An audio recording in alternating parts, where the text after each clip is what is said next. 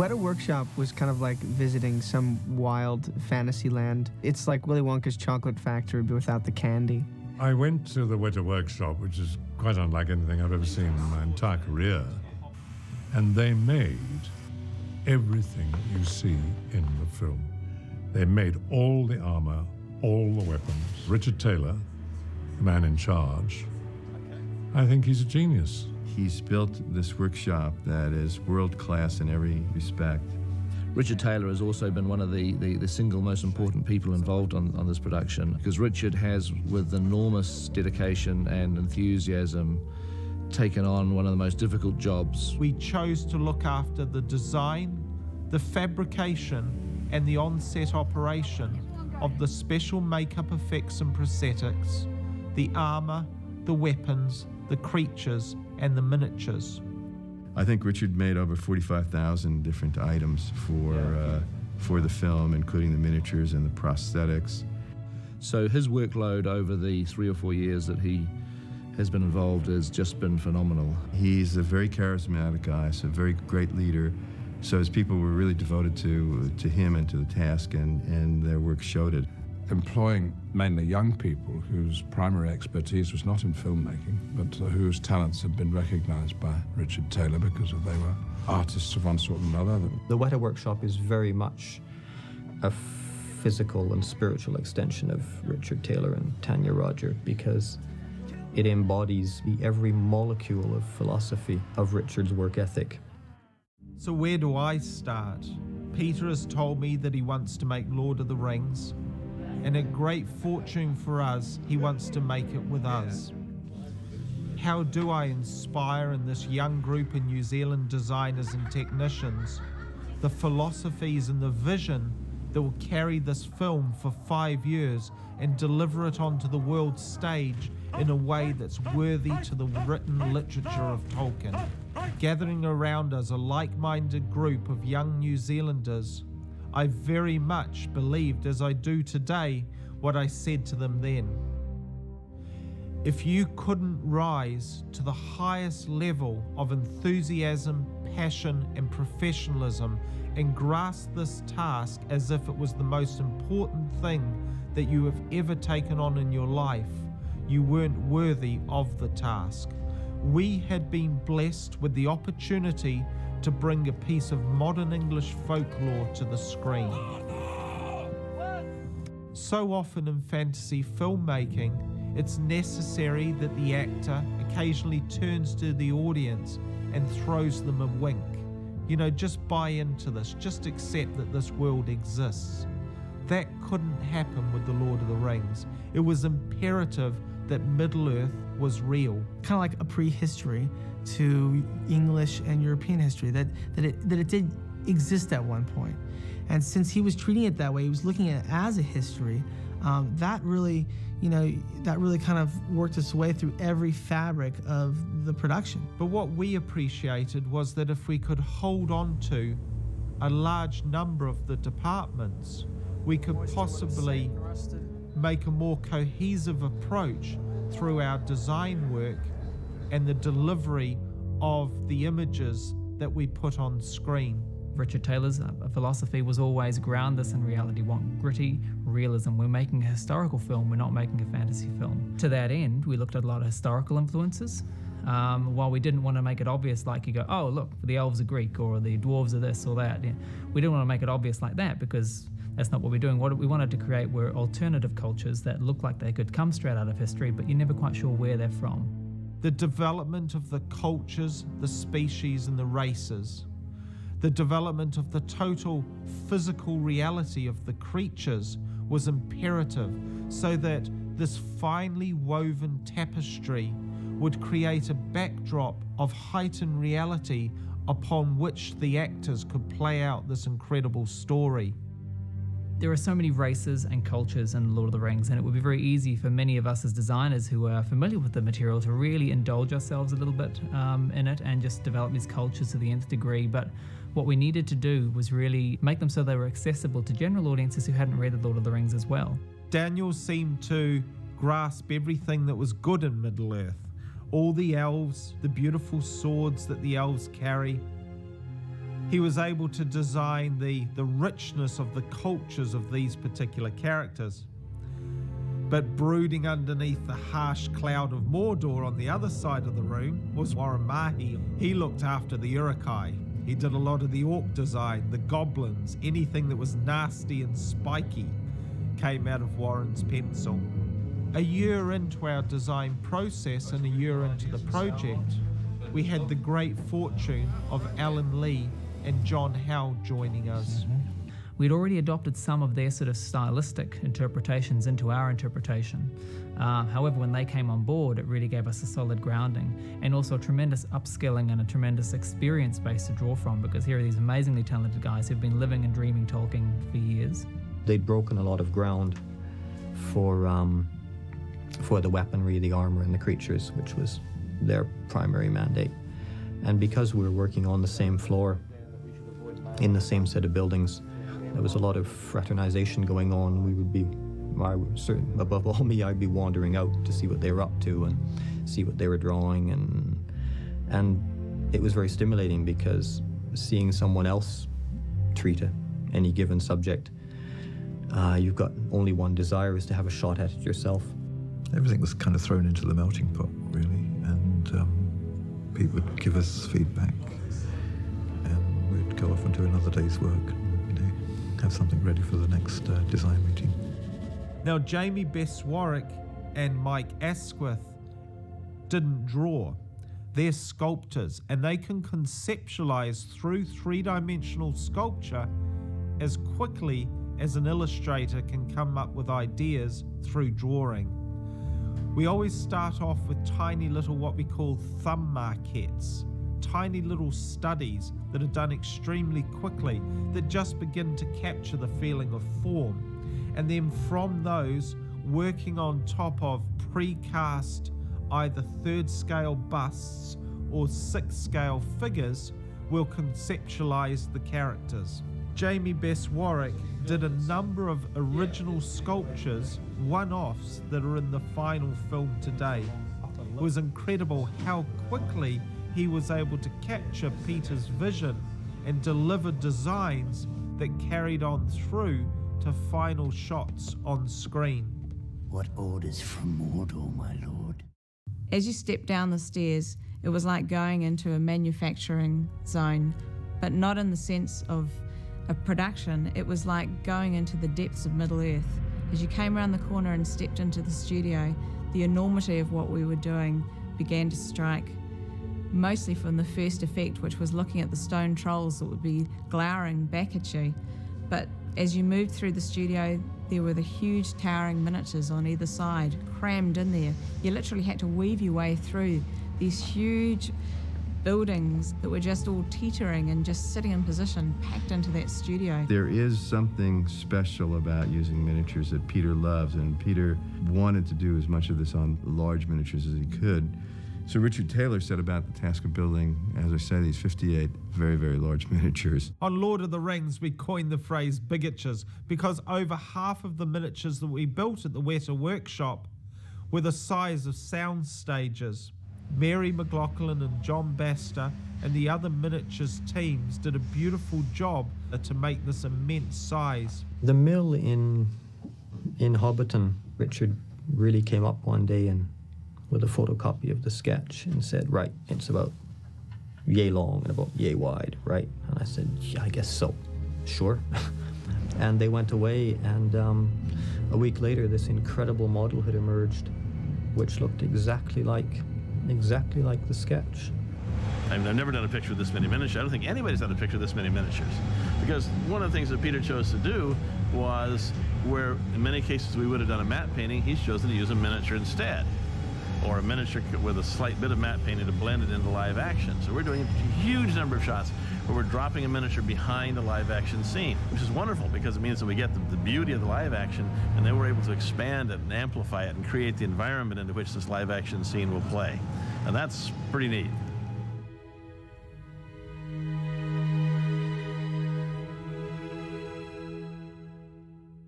Now, the journey of bringing a creature to the screen is quite an enjoyable one.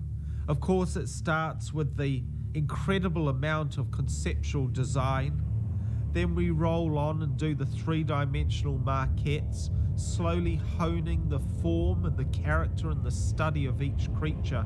After that, we would sculpt larger sculptures that you could really get into the details on and work them out. And often those sculptures were then scanned for the digital department to replicate in 3 dimensions if it was going to be a digital character, or they would be molded and turned into masks if it was going to be a prosthetic character. One of the most enjoyable characters to create for Lord of the Rings was the creature, the Watcher in the Water. And it was important to us that we didn't just create a sort of a bizarre tentacled kraken, this thing that was a mess of massive number of tentacles, but rather it, like everything in Middle-earth, was in pursuit of the ring. We also wanted the feeling that when it burst out of the water, it would appear to increase in size, sort of like the swelling of an octopus or the hairs coming up on an angry cat. So these unusual shell-like structures that carry these villi of hair that filtrate the nutrients out of the water swell up and open up like these big shells to give the creature added aggression and added size. What appears to be this gummy maw finally rolls out and becomes a huge set of teeth. I described it to the guys as if it's this bizarre sphincter, and would actually act it out with my hands as if the teeth roll out, and there they are biting at the end of my fingers. Each tentacle ended in 2 fingers and an opposing thumb.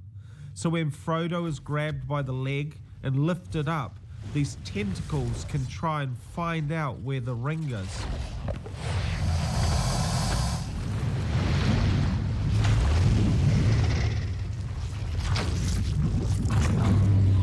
John Howe has illustrated the Balrog many times, and there was a great number of elements in his original designs that Peter loved. It's like lava in a thin shell, and the heat that it radiates is just phenomenal. We wanted the feeling that this was some sort of bizarre bull hybrid with a dog. It's got a whip-lashing lizard's tail, these knuckly toes, and this huge backbone crest of flame that erupts to show its heightened anger. It's got these large bull horns that come around to the front of its face. Ben Wooten, one of our senior designers, took those original design drawings of John Howe's and built on them in close accordance with John's thoughts to create a final large-scale design maquette that stood about 4 to 5 foot tall, that perfectly captured all of the elements that we wanted in this creature.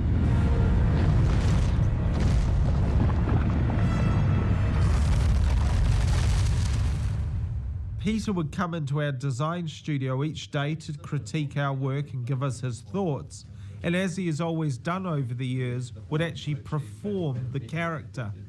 He would lumber around the design room pulling these great faces, and very quickly inspired Jamie and the other designers with the ideas of what the cave troll could be.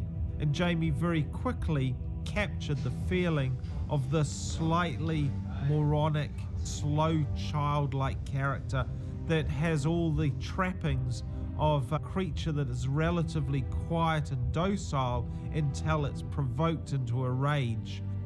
We wanted the feeling that the cave troll would sit in hibernation for many years, so all of its underbelly is soft and fleshy-like, where the backs of its body that's exposed to the elements becomes like the cracking on the back of a well-worn foot.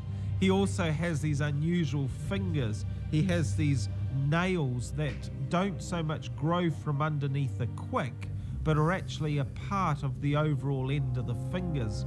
And these are used as huge shovels for digging into the dirt and helping mine in the mines of Moria and dig out little hollows for its hibernation in winter. This then is skinned in plasticine, carefully detailed and sculpted to replicate the look of the original design maquette exactly. And it is this larger maquette that then the digital department scans to capture all of the complexity and fine detail of the surface finish, as well as the overall form, into the computer, and in doing so, make sure that the art of the design team at the Weta workshop is carried through into the digital realm.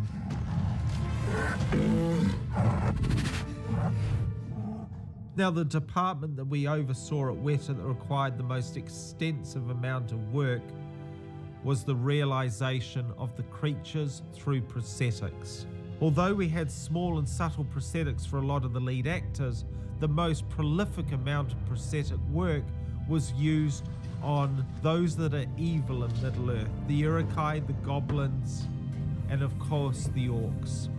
Peter wanted something special for the goblins of Moria. We drew all kinds of crazy creatures that you could never hope to get anyone inside a suit to play those, but making them into these sort of insect-like creatures with uncomfortable spikes, and I think Jamie probably sculpted out the actual faces they have. Over the length of 3 films, we produced over 10,000 facial appliances, over 1,800 bodysuits in foam latex. We brought that in by the container load. Every couple of months we'd have a new container of foam latex arrive. It was purely brought into the workshop to make the thousands of hobbit feet, the suits of Urukai and orc undergarment bodies. The foam latex ovens ran 365 days a year for 3.5 years to manufacture the massive amount of appliances out of 3 huge ovens. It was amazing how much foam latex we used. I could never have visualised that quantity. All of the prosthetics then had to be washed, seamed, painted, and stored on racks ready to go out on set. Prosthetics have a very limited life. Facial appliances only last a day, and full suits only last 6 days before they're requiring to be returned to the workshop for either servicing or to be ground up into foam pellets and thrown away. On top of that too had to come all the paint and the specific sort of prosthetic materials and makeups in order to service the application on set. They also had to be imported from LA. We had a team of 12 makeup artists operating under Marjorie Hamlin and Dominique Till, who looked after respectively the 1st and 2nd unit prosthetic requirements for Weta Workshop.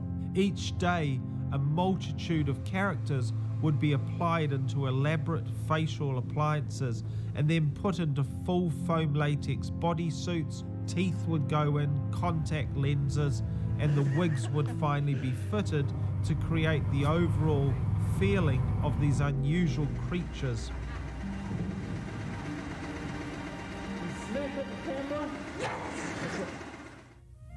We'd been working for over a year to develop the feet for the hobbits. Possibly one of the trickiest things that we made on Lord of the Rings, because we had to make a compound that was both tough yet flexible. In one casting, you could blend it onto the foot and it would invisibly blend around the ankle line while still giving enough support to the bottom of the actor's feet. We produced over 1,800 pairs of hobbit feet for the 4 leads alone. You know, because the Weta guys back at the shop are constantly taking the feedback from these guys and making little design adjustments. But for a long time, when I would walk, the feet would kind of bounce. You know, they kind of bounce a little bit. And now these are actually amazing. I haven't even noticed it. They're really amazing. So what you try and do is to get a little grip action, and but not too much, because it doesn't actually bend at the knuckle. But there's things when you like walk on a toe, you learn how to kind of work the foot a little bit. You know, you can kind of have it sitting there. Unless a kid comes to visit the set and you say, "Oh yeah, these are my feet." Oh, sorry. They'd settle their feet into these pre-glued foam latex appliances, and then over the next hour to hour and a half, the feet would be very carefully glued to every millimetre of their own feet. If they weren't glued properly, they'd become very quickly detached from their own feet and they'd begin to slide in the prosthetics. Finally, the blending edge was carefully applied around their ankle and the colour was blended up their legs.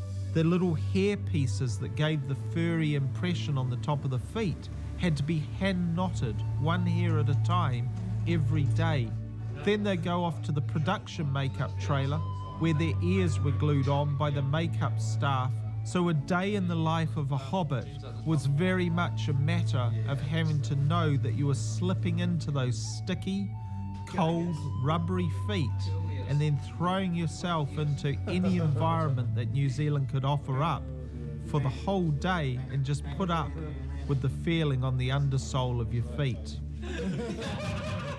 I would go to Weta all the time. I was fascinated with what they were doing. Liv would often come down to the workshop and sit with us and just talk over things, be involved in the making of stuff, actually sit for her own sculptures and get to know the guys really well. So we all had to have these face casts done.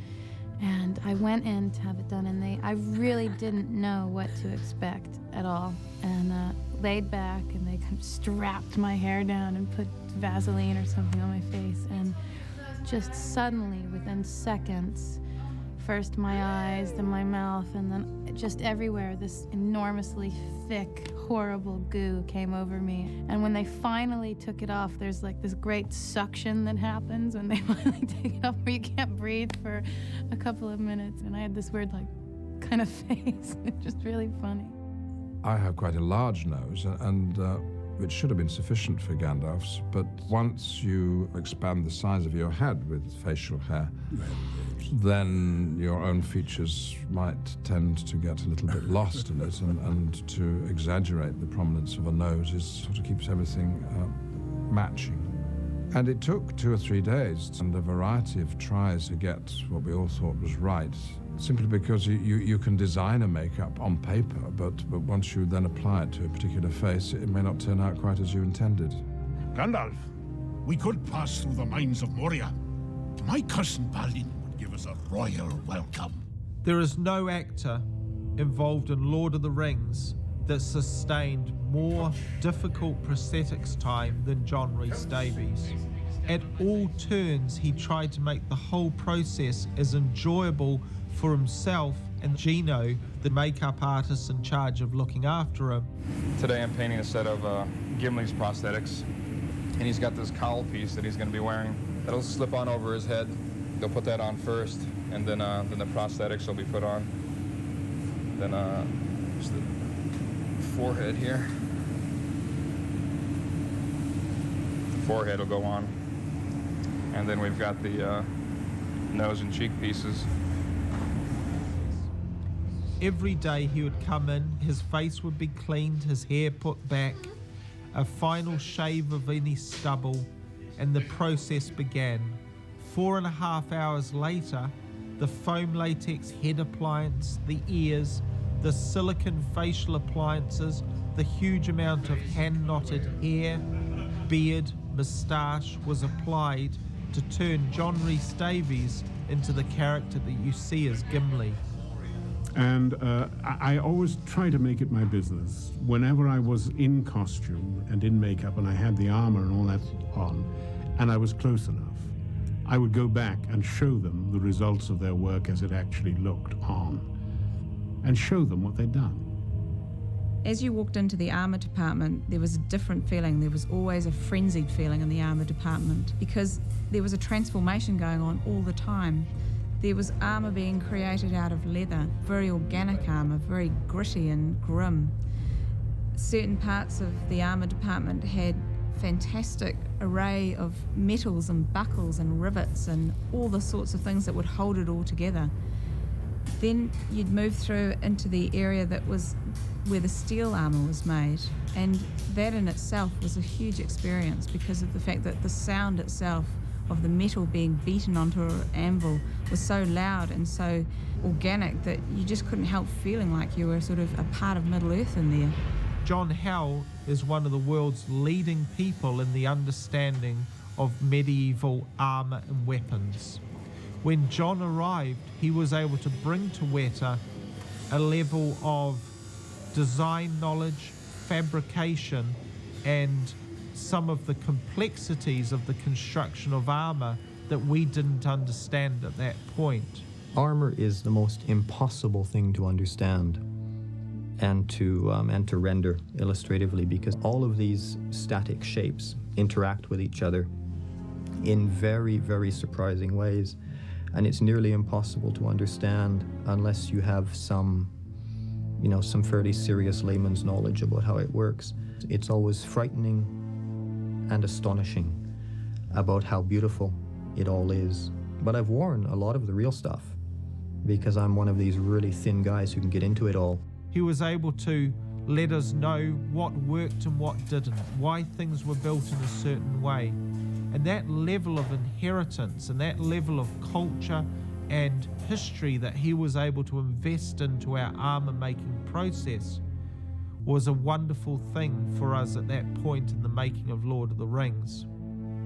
You can design your heart out, for months with a pencil and a paper, but the actual materials themselves, whether it's leather or wood or stone or metal, will lead your hand to shapes and ideas that you cannot arrive at just with a pencil and paper. We also had the great fortune of finding 2 armor smiths. In the tiny country that is New Zealand, here was 2 guys that were making a living from the fabrication of plate armor. Stu Johnson and Warren Green. Now, building a forge in the workshop was, Richard was very excited about that idea. He really wanted to approach the whole idea in as traditional a manner as possible. And the only way to do that is to get the stuff hot and to use a hammer and get it on an anvil and do it the way it should be done. So to that end, every single piece of armor was originally created in plate steel, hand-beaten in the forge here at the workshop. Through designing the Urukai's armor, we wanted to give a feeling of a brutal and almost intuitive armor and weapons. These creatures are only armored on their fronts. There's no armor on their backs because they would never run from the field of battle. These are the lightweight guerrilla fighting force that are sent out to hunt down the hobbits. They don't carry any heavy armor as they have to travel huge distances at great speed. Their helmets are made in a combination of leather and lightweight steel. The idea of all the spiky bits of leather is so as they're running through the forest, these things will bounce and move around, further creating the level of ferocity in their appearance as they charge along.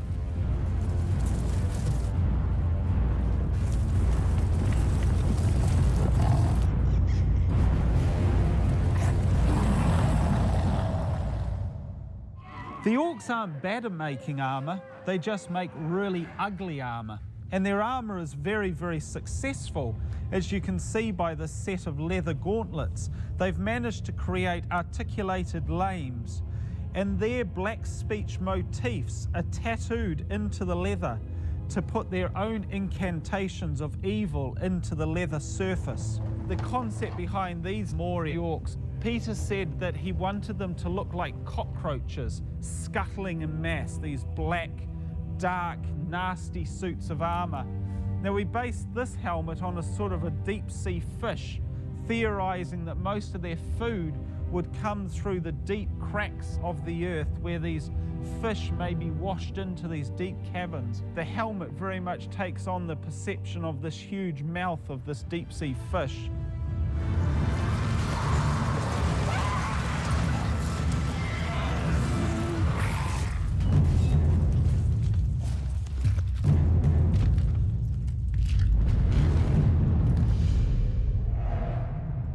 But the feeling we wanted to get with Sauron's helmet was the feeling of a corpse, of the rotting face of a horse corpse, with those long bony structures coming out of those deep-set socketed eyes, those great big nostrils for sucking in and blowing out a lot of air.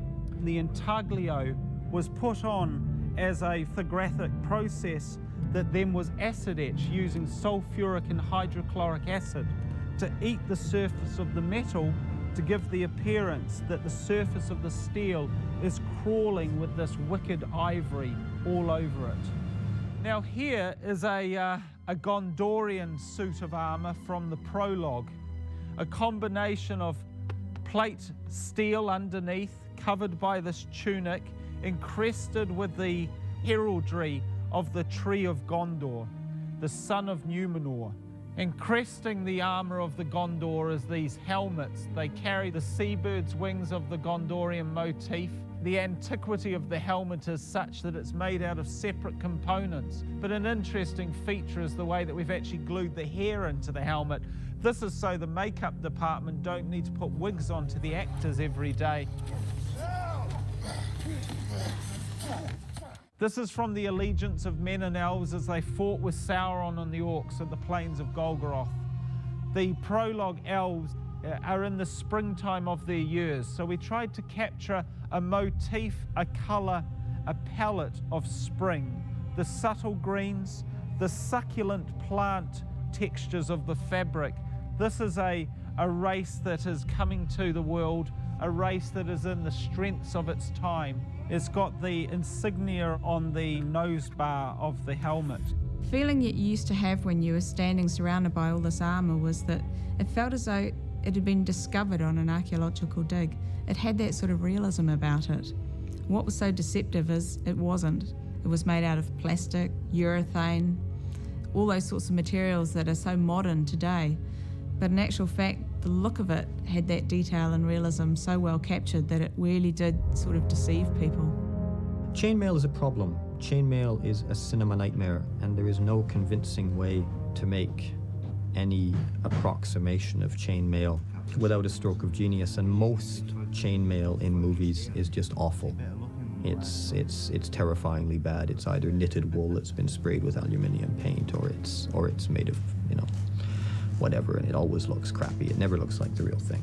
Richard came up with this new technique to create chainmail that was fairly light so that you wouldn't weigh down your actors, but much, much, much more real looking. So they actually devised a way of making it out of plastic. And the thing that they developed entirely in the workshop under the guidance of Richard and Dominic, one of his chief geniuses, so they purchased pressure hose, which is of the right diameter for a link of chainmail, which they would slit down the length. And they devised a machine which would chop it into tiny slices.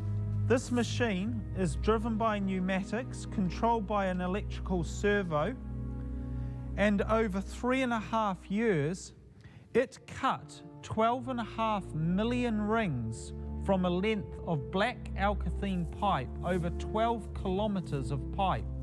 And then two gentlemen at Weta sat for the same length of time and hand-assembled those 12.5 million rings into hundreds of garments of incredibly lightweight chain mail. I have never seen an industry like that. This guy happily sort of linking little bits of chain mail together. I think he said with my armor that he'd linked 80,000 pieces of chain mail together. I would not have traded this experience for the world. It has been the most amazing time of my life. No person was more important to the weapons than Peter Lyon. Peter had been making a collection of weapons over the years for the reenactment business in New Zealand. Pretty spectacular. I love the hero weapons, and you pick up one of those swords, the hero swords, and you realize you're holding a real sword, a real weapon in your hand. Very well balanced. Incredible craftsmanship, and many of these pieces belong in museums. Since I started here, I've been working on things that are the swords I've dreamed about working on, and I've also had nightmares about some of them. Some of them have been very fiddly. In particular, what have we got? Narsil is a good example. Narsil is actually, I'm sure, the only sword that's ever been designed with a hollow pommel, but it's still got enough weight to make it work. So sword fans, please be aware this is the first hollow pommel that has ever appeared on the screen. Now, all of this obviously takes a huge amount of person power. Over 100 weapons were made in this style, where they were actually made in spring steel, exactly as they were 500 years ago. The fullers are individually ground in by eye against a huge linishing table. to set the balance on the blade. The hilts have been hand ground out of either plate steel or cast out of bronze. And a sword like this would take about a week.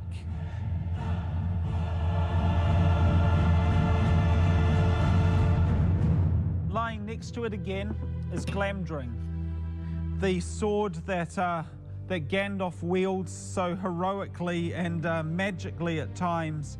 Once again, it has the incantations of the elf speech woven into the crossbar to try and strengthen it in times of battle. You can see by the blade, there's the subtlest wasting of the blade through the length of the blade, and that's to give it a slight leaf-like form, to give it the feeling of organic, nature-based forms within the blade. Sting. Yeah, take it.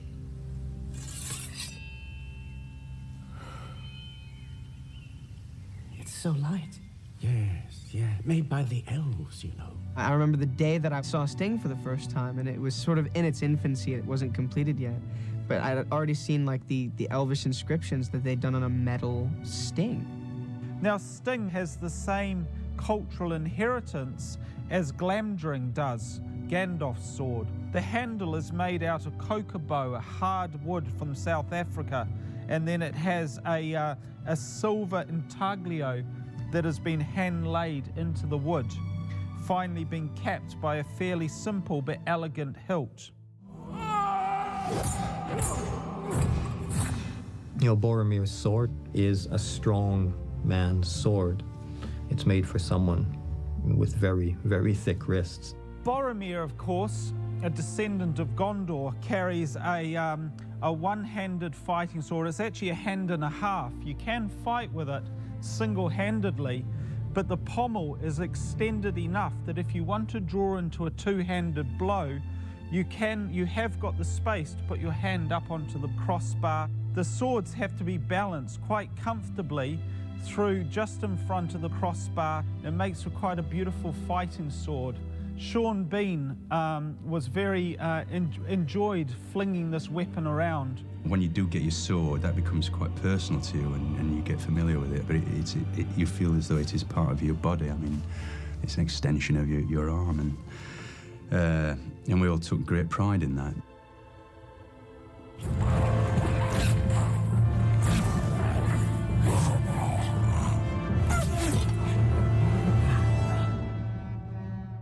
Legolas carries a quiver of arrows on his back. We made over 10,000 arrows for Lord of the Rings. Every race and every species has a different sort of arrow. Every arrow has its own head design. This has got a little floral motif on the actual blade of the head. It carries a green fletch on it. This is his quiver, but carried in his quiver are the white knives, his fighting knives. And you can see it has got an elven etching down the blade. The handle is inlaid with a gold etching that's laid into the timber. It's got boxwood as the timber of the handles. These he carries over his back, and he's able to draw both at the same time.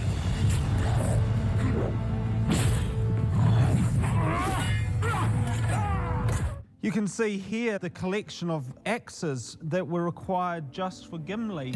He carries two little throwing axes. These are carried at his sides. He pops them out, and he can then freely throw them as if they're a tomahawk. He carries his walking axe. This he carries to actually use as a walking stick as he walks along, but always at the ready in case of an enemy nearby. Then he has a very simple axe, which is just a standard fighting axe that he carries on his side. And then finally his double-headed axe, which he most commonly likes to use when taking on the orc. This he carries on his back. By a shrug of his shoulders and a flick of the wrist, he can pull it out of the back holster and quickly grab it, ready to take on the enemy. We tried to once again inherit the culture of the different species, as you can see here with the geometry and the geometrics of the dwarven design into the head of the axe. And even the way that the leather has been laid onto the handle takes on the geometric nature of the architecture of Moria.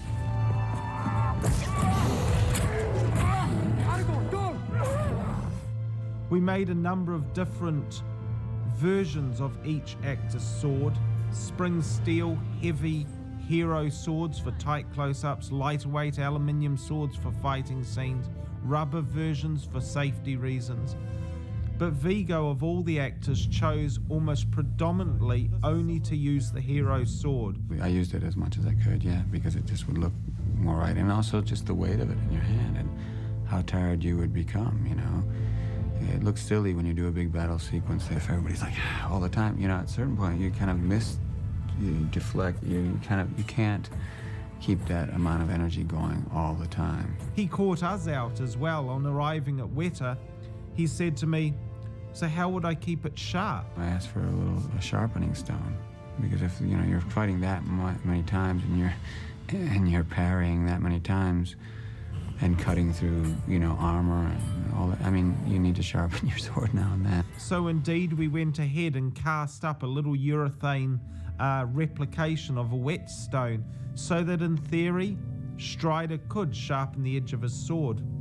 His sword was quite unusual because built into the scabbard was a little utility knife, a little tiny dagger that's not used in any way for fighting, but really an eating knife. Things like the eating knife that's part of the scabbard for the sword, it's just a practical thing. What do you clean a rabbit or a deer with? You're not going to use your sword, you know what I mean? I remember he came in and he was just really quiet. He was just really quite quiet, and he had this sort of steely look about him. And he picked up his sword, and it just, it's like, and he was like, can I take this? Can I take this with me? Vigo treated that sword as if it was almost a holy relic that he carried by his side. It was wonderful for the sword makers and the technicians at Weta to see an actor accept the mantle of a character so fully through the use of the props that we had created. The greatest benefit for Weta Workshop, having taken on the 5 departments that we did, was that the singular Tolkien-esque brushstroke could be applied across as much of the workshop as possible.